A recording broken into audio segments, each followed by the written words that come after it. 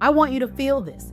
The night sky isn't a luxury. It's not romantic. It's the original technology. Every human who ever lived before us looked up at the same sky.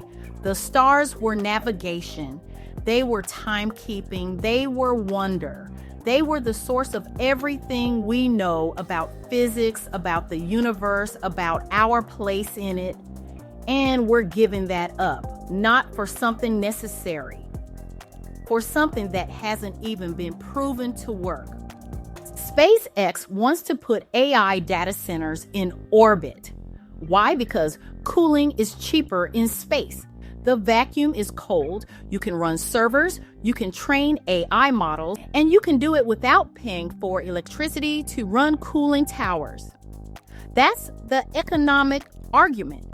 That's what we're trading the sky for, slightly cheaper AI training. But what they're not telling us is, what are the risks? But here's the thing, even if they do this, even if they put 1 million servers in orbit, how long do they last? 5 years? 6? And then what? They become space junk, or they burn up and pollute the atmosphere, or they get abandoned in graveyard orbits. There is no good end to this story. There's only a slow poisoning of the environment and the loss of something sacred. I'm not saying we shouldn't have satellite internet. I'm not saying global connectivity is bad. I'm saying we need limits. We need regulation. We need to see the full picture. And right now, we're not seeing it. We're not being shown it. Because the people making the decisions don't care about the night sky. They care about quarterly earnings. The BBC covered this. The European Southern Observatory made a formal response to the FCC. They submitted it alongside the Royal Astronomical Society and the International Astronomical Union. And in their response, they said this: for optical astronomy, this is an existential threat.